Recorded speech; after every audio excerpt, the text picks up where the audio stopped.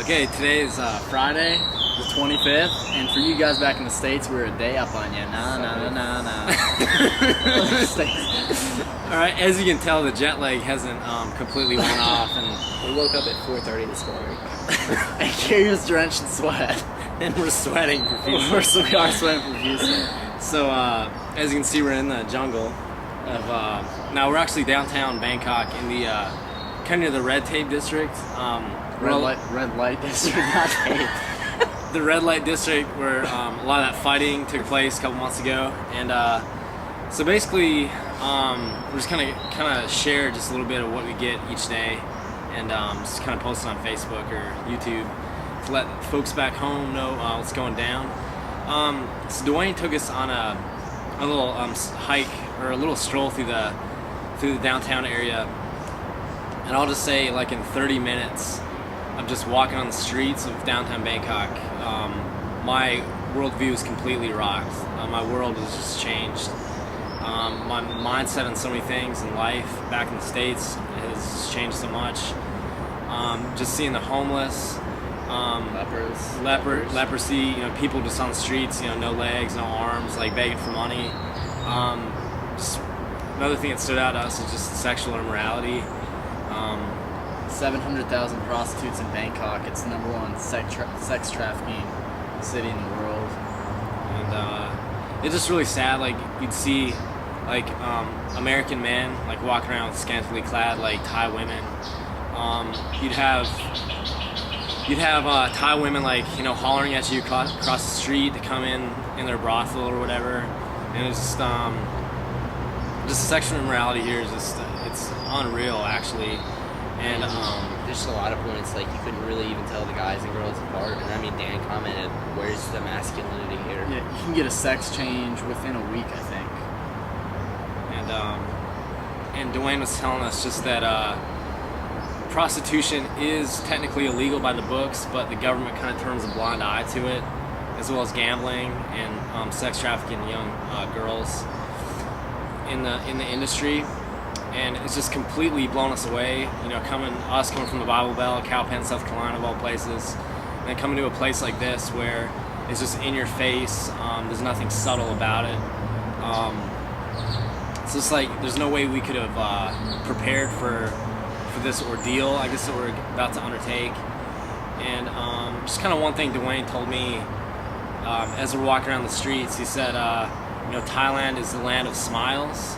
But he said deep down, there's loneliness, there's emptiness, there's just a very, very satanic darkness all around.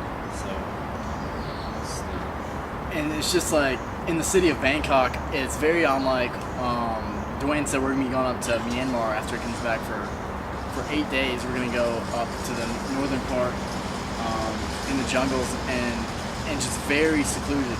But here, we went to a mall yesterday. It was, I think, the 7th largest mall in the world, and the materialism there is just profound. But it's really sad how we see America as very, morals, family. So, but then again, the influence that Western culture has on this culture is just, it's very sad. All the movies, all the music that just go in one ear out the other to us. It's just stuff like we'll just pass by, but they'll really take it in. I guess another thing that really hit us yesterday was visiting all the Buddhist temples. Everywhere.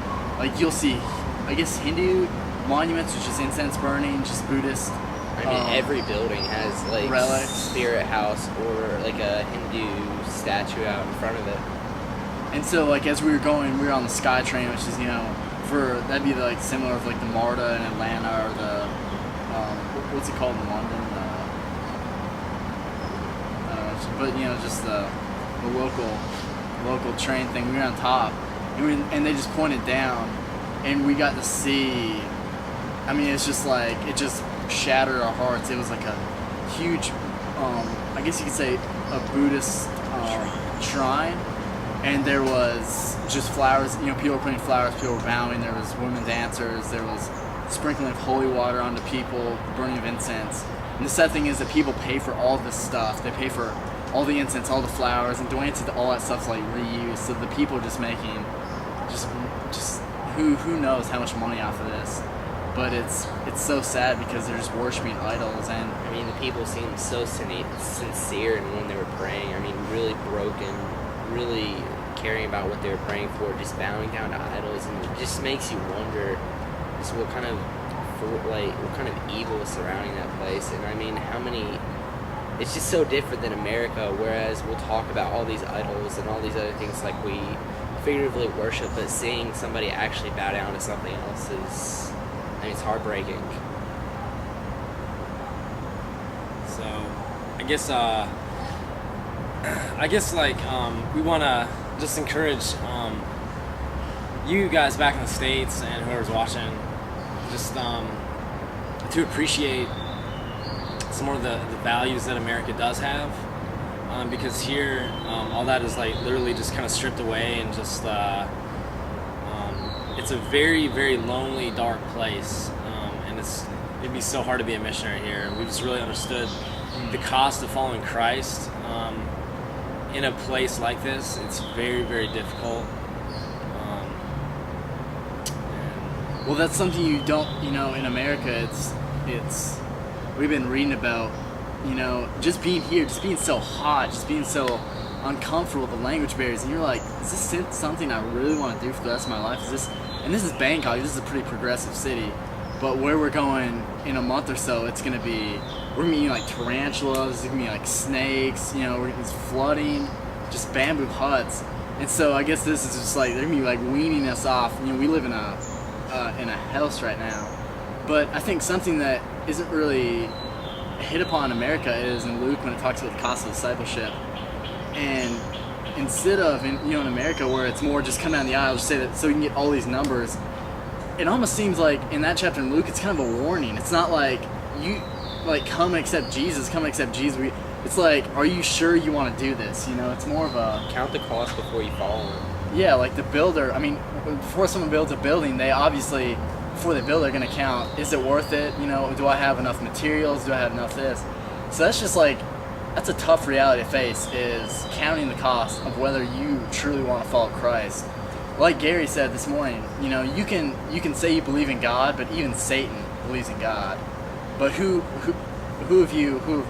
follows Christ? And that's the different story, and that's just a reality that hits, is when you get out here in the mission field, and even in the States, there's so many opportunities where just doing homeless ministry, where your selfishness, your deceitfully wicked heart really comes out.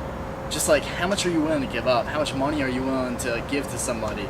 Are you willing to give them the best of, like we had an opportunity to give them your sleeping bag, to give them your time, and it's just, it's so easy just to write a check, to to donate money to an organization, but to give your time, to give your being, you draw your emotions out, it's just possibly giving your life. That's, Christ calls us to do that. It's not a possibility. You come into it giving your life. So, well, we're just gonna wrap it up. We don't want to keep it too long because we're gonna try to do this hopefully every day, every other day. Just kind of let you guys know what we're up to here in Thailand, and just thank you all so much for the prayers. Jeremy, dude, I know you're watching this, dude. We love you, Joth. Miss you like crazy, dude. We're just being your legs, man, in the jungles. Gotten hand up bracelets. Tell the story. So this is our call-in, buddy, and we're gonna be in the jungles, man, Myanmar in a couple weeks, and just sharing the love of Christ, man. Me and Ryan might get the opportunity to even share our story, and we have some pictures and stuff that we're gonna show people and just kind of clue them into the miraculous stuff that's happened. It's going on almost a year now, buddy, and God's gonna do some awesome stuff, Josh. So hang in there, dude. Keep fighting the fight. We love you like crazy. Mom, love you. And